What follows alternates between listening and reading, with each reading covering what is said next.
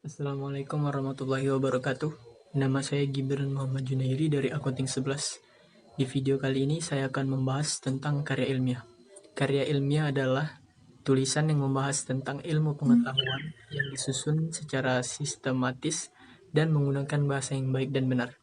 Ciri-ciri karya ilmiah: yang pertama, tulisan harus mengacu pada teori, lugas, logis, efisien, efektif, objektif, dan sistematis. Selanjutnya ada jenis-jenis karya tulis ilmiah. Yang pertama, artikel. Artikel adalah karya tulis yang dibuat untuk dirancang dalam buku ataupun jurnal. Selanjutnya, makalah. Makalah adalah karya tulis ilmiah yang menyajikan suatu masalah dengan pembahasan berdasarkan data yang ada di lapangan. Yang ketiga, kertas kerja atau work paper. Biasanya sama dengan makalah, namun dalam work paper sendiri dibuat dengan analisis yang lebih mendalam. Selanjutnya ada paper. Paper sendiri adalah sebutan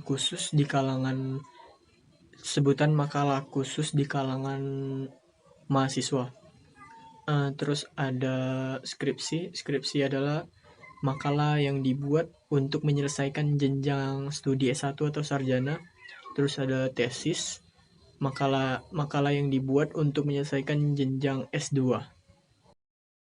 Selanjutnya ada disertasi. Disertasi adalah karya tulis ilmiah yang dibuat mahasiswa untuk menyelesaikan bidang studi S3. Dan yang terakhir, artikel ilmiah populer. Karya tulis ini dibuat dengan gaya bahasa populer atau gaya bahasa jurnalistis ataupun media. Nah, selanjutnya ada kaidah atau unsur kebahasan karya tulis ilmiah. Nah, kaidah ini sendiri terbagi menjadi dua. Yang pertama, kaidah umum dan kaidah khusus. Kaidah umum sendiri adalah kaidah tentang bahasa Indonesia ataupun ejaan. Dan kaidah khusus adalah kaidah yang ditulis berdasarkan kesepakatan bersama dan dalam ruang lingkup bersama. Selanjutnya ada ciri-ciri kebahasaan keilmuan sebagai media karya ilmiah.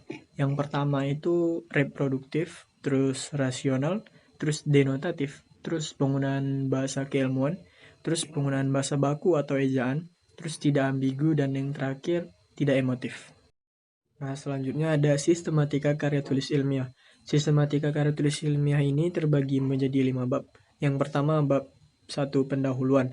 Nah, bab 1 pendahuluan ini ada isinya. Yang pertama itu latar belakang masalah, yang kedua rumusan masalah, yang kedua tujuan penelitian dan manfaat penelitian. Nah, di bab kedua ada kerangka teori. Nah, isinya itu ada yang pertama landasan teori dan hipotesis penelitian. Nah, di bab ketiga ada metode penelitian, yang isinya pertama itu jenis penelitian, yang kedua definisi konsep, yang ketiga populasi dan sampel penelitian, yang keempat jenis sumber dan teori penelitian, dan yang kelima teknik analisis.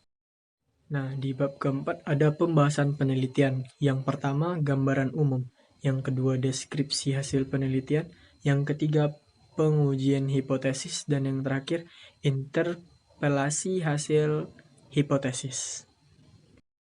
Dan di bab terakhir, bab 5, yaitu penutup, isinya ada daftar pustaka dan lampiran. Nah, selanjutnya ada penulisan daftar pustaka. Yang pertama itu tidak boleh diberi penomoran baik angka ataupun huruf.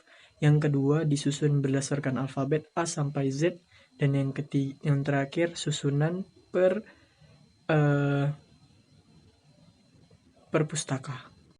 Nah, dan yang terakhir ini ada kutipan. Kutipan adalah pinjaman pendapat dari seseorang ataupun ucapan seseorang atau narasumber. Nah, kutipan sendiri dibagi menjadi dua, yaitu kutipan secara mengutip langsung ataupun secara tidak langsung.